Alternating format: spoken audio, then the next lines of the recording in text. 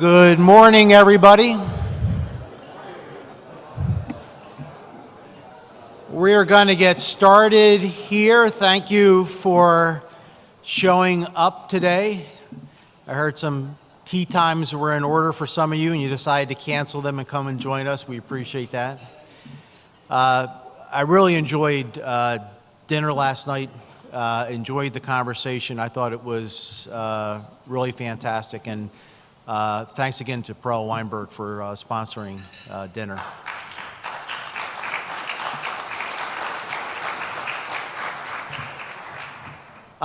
In 1982, summer of 1982, I was a graduate student at Syracuse University and got a call from my major professor, and he said, I've been getting a call about 2 or 3 times a week. Remember, that was before email. I was getting a call 2 or 3 times a week from this guy who wants to come in and join this PhD program at Syracuse, New York. He says, the guy is driving me nuts. He said, would you mind meeting with this guy and showing him around Syracuse University? And so a week later, in the door comes Michael Crow, young Michael Crow, although not very different from the Michael Crow you see today. Walks in the door, I meet with him, and he says, let's walk around campus. I want to see what Syracuse is all like. So I walk around campus with him. We walk by the engineering school, and he said, they have an energy center here at Syracuse. I said, yes, it's run by a professor. He's a distinguished faculty member in engineering. He's been running it for the last 30 years. He says, we're going to take it over. Okay, now remember, I'm a 22-year-old graduate student. He's a 25-year-old, not even a graduate student yet. He hasn't even been in the program. I said, okay, that's great. I'm still chuckling to myself. A year later, Michael Crow is director of the Institute for Energy Research at Syracuse University.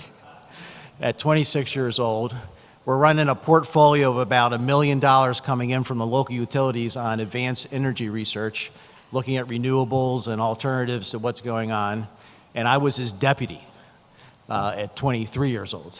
So I tell that story for a couple reasons. First of all, the guy you're about to hear from is deeply, deeply committed to the issues that we're talking about at this conference. This is somebody who is committed to the concept of sustainability in its broadest sense, just not its environmental sense. It's somebody who's been focused on those issues for decades. It's somebody who brought advanced thinking and research and rebuilding schools around sustainability, not only here at Arizona State University, but also at Columbia, where he was before, here at the Earth Institute. And so this is somebody that we don't need to convince that we have issues and we have concerns and we need to rethink the way we move forward. The other reason I tell that story is because Michael Crow is a guy who is going to be successful in terms of making change, and in doing it in a way that will advance not only the state here and the country, but also things that are really reshaping the way we think globally about a lot of issues, in particular the way that we deliver higher education. You'll hear a little bit about the New American University from him, but we are really doing some terrific things here at Arizona State University in the way that we think about higher education, being more inclusive, not exclusive, being more focused on outcomes. And it's a model that when I joined ASU a decade ago, I didn't appreciate, and now I'm all in and really committed myself personally to this model. So we're fortunate this morning to have the 16th president of Arizona State University, Dr. Michael Crow.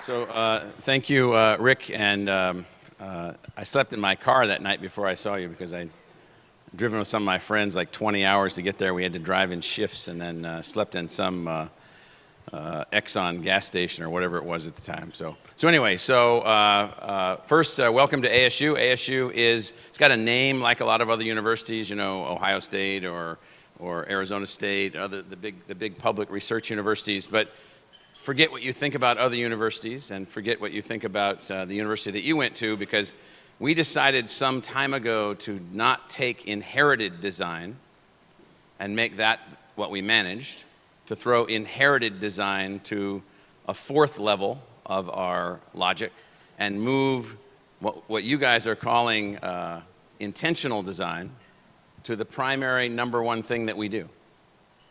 In inherited design, you're just an operator of what you receive from someone else that's been designed at some previous point, and sometimes you even know what the origin of the design is, because there's always some intentional designers out there.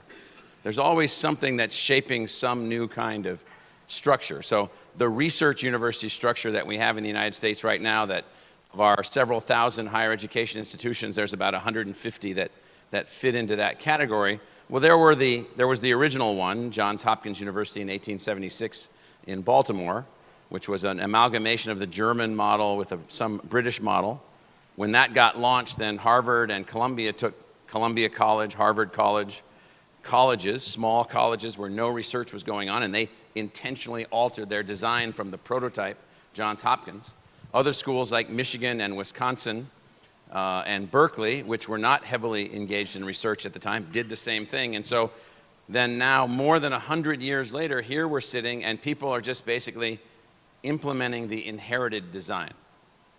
And I'm just trying to give you some idea of the way that we think of these things. So the notion of inherited design, all you are in that modality, whether you're running a foundation or whether or not you're running a fund or whether or not you're just investing in the inherited system that we're all a part of. So in our particular case, we decided that the inherited design for a research university had become too elitist, too much based on what we call isomorphic replication, just replicating. Why is it that every university has the exact same political science department, the exact same history department, the exact same this, the exact same that, and also too rigid in its logic. Too rigid in its logic. And let me tell you, and I know this, the more a person goes to school, the more they think they know, the more rigid their brains become. And I argue with these people like every day of the week. The first argument was the movement from inherited design to the kind of design that we want. So what we set out to do here at the university was to say, okay, we're going to intentionally design this institution to achieve a particular objective. The objective is quite broad. It's the why. If you know the why, what, and how logic, always focus on the why, or you're focused on the wrong thing. Focus on the why first. The why for us is a university that would be built around the notion of inclusion and success of the students versus exclusion. Most universities build their reputation on how many students they exclude. Percentage admitted. Only admit A+ students. The second element of our why is that our research that we do will be measured for the benefit to the public, not the benefit to academia only. And the third element of the vision, again, this is the notion of the why, and all of us ask the question why, and if you're in foundations and other organizations, you need to ask the question why. The last element is that we will take some responsibility, because we used to take no responsibility as an institution or as a sector for the outcome of our society. The local economic, cultural, social, and health outcomes of our communities, we used to just abstractly look at that and say, oh, well, that's, you know, the idiots that are in the legislature or the idiots that are in the school boards or everybody's an idiot outside the university, that kind of thing. And so all of that's false. And so those three things, inclusion versus exclusion, and success of the students is the key measurement of success of the institution. Research that benefits the public good as measured, and taking responsibility for our community and its outcome. So imagine that's the why. So then in intentional design, you say, okay, I've got the why, now how do I do that? So the second phase of that for us was the articulation of 8 design aspirations. Things that we wish we could be, that if we could be those, they would help us to attain that why. So one of those is intellectual fusion. It meant that we would no longer accept the status quo of the constructs called disciplines solely based on the fact that they are handed to us. That meant for us, we've eliminated 70 departments and schools and colleges, restructured whole new things like and I'll come to one of these, our School of Sustainability, our Global Institute of Sustainability, our School for Social and Family Dynamics, our School for Human Evolution and Social Change, our School for Earth and Space Exploration, our School for Social Transformation. And believe me, we're not having any issues relative to enrollment or success, so don't think somehow from your older model, if you hold such an older model, no one will come to those programs, no one will graduate from those programs, and no one will be employed. All I have to say is au contraire. And so we have 8 of these design aspirations. Intellectual fusion is a design aspiration. The university as entrepreneur is a design aspiration. Leverage our place is a design aspiration, where we are located, the problems that we face here in the northern reaches of the Sonoran Desert, in this particular ecosystem, in this particular socio-technical system, in this particular cultural place, more than 20 Native American nations, unbelievable social complexity that we're far from having grasped. And so we set out these design aspirations. So the why, the vision, the what, the design aspirations, the how. Now what do you do with all of that? Because otherwise it's all, no pun intended, an academic exercise. Now you have to start doing something. So I'm going to pick one area where we've taken all 8 design aspirations and constructed a new logic around this concept of intentional design. So in inherited design, we just have a chemistry department, and some of the chemistry faculty would work on questions related to the environment. We would just have an economics department, and a couple of those people would work on ecosystem services. Or we'd have a couple engineers working on water pollution or something like that, and we consider ourselves good to go. Well, it turns out that that design that we're inheriting, and those people working within that design, working to solve those problems related to the concept of sustainability, just picking on that. So it turns out that sustainability is both the study and the science and the focus on the interface between the natural environment which we inherit and the built environment which we construct. The relationship between them, it's a one-to-one correlation in the long run. The success of one determines the success of the other. The failure of one, the built environment, determines the success or failure of the natural environment. It is a one-to-one correlation that, unfortunately, we live short lives. We don't think very much about the future. We don't really understand or grasp the past, and so unfortunately, sustainability is a difficult concept. So we step back from our notion of how we're operating and we say, what we need to do if we're really going to advance on this notion of being a differentiated research enterprise, intentionally designed, we've got to step back and construct an intellectual enterprise and an operating set of parameters to drive a whole new concept about science. Now remember the why. Who we admit, inclusiveness versus who we exclude, research to benefit the public good and the public outcome, as opposed to benefit ourselves, the wearing of academic medals. Academic medals, most people could care less, as they should care less. That's in a sense a method as opposed to an outcome. And then taking responsibility for where we are. So here's what we set out to do. We set out to make sustainability an intellectual value in the value equation of the institution itself. Science not for the sake of science, science for the sake of a particular outcome. That's a hard fight right there. Because the logic and culture of science in the inherited design is that science is a serendipitously driven, semi-random event carried out by a number of highly unusual individuals who we generally don't understand. And they do great things that seem to benefit us, or at least we think they do.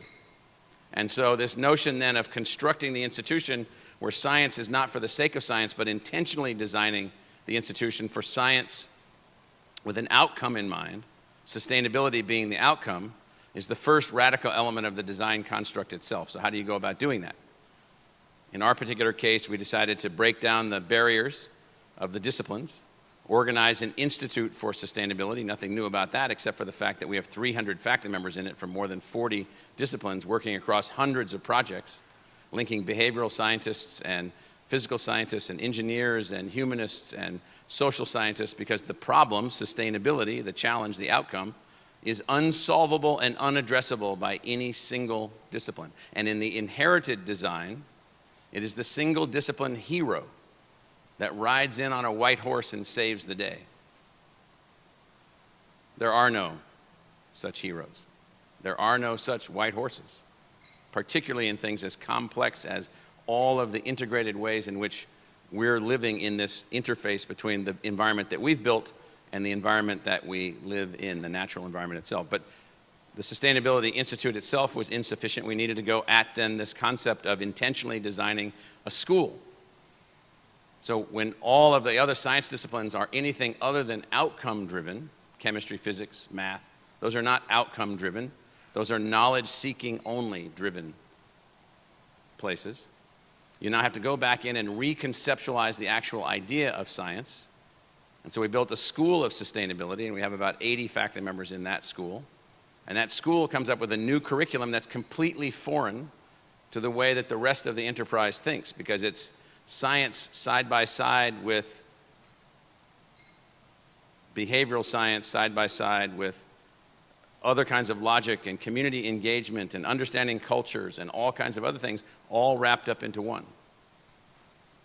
Now, if you're going to really advance intentionally on something like sustainability, you can't just then also build a knowledge-seeking enterprise, our institute, or a teaching, learning, and discovery enterprise, our school. You've got to free it to move forward unencumbered by the rest of the enterprise. So in intentional designs, you have to be willing to fight for the intentionality of what you're doing, because all inertial energy drives you back to the inherited design. Now, on sustainability, what we're talking about, I don't know if you've been reading even the lay press of the last month, it is staggering, the indicators that are there, the collapse of the ocean ecosystems. And people say, oh, that's all just this liberal whatever, bio-wash or whatever, it's just all this. No, it actually turns out it's counting. Someone's out there counting, and they're saying this is happening, and this is happening, and this is happening, and when it gets below this level, it will be a different system. And that might be fine, it might not be fine, but it's probably something we ought to know. Probably something that we ought to think about. And so, in addition to the Institute for Sustainability, and in addition to the School for Sustainability, we decided to walk the walk, changing all of our business practices as a part of our intentional design also. Half of our electricity today, while you're here, in our entire enterprise of more than 20 million square feet, 24 million square feet of space, is produced by photons from the sun converted into electrons and distributed in a network that we've constructed. All or nearly all of our solid waste is going into other kinds of things. That is, whatever is necessary to demonstrate that sustainability is achievable on a sort of real-time basis in your actual working environment can also be intentionally designed. The $200 million that we spent on our almost 30 megawatts of solar, no public money involved, all private sector partnerships, all a part of the way that we do things. And so the point here is that we have constructed intentionally an alternative concept for how to produce knowledge around an outcome, the outcome being the design and development of a sustainable interface between the natural environment and the built environment. Here's my last point, and then I'll open up for just a couple of questions. The intentionality of design leads to the change in design for everybody else, ultimately.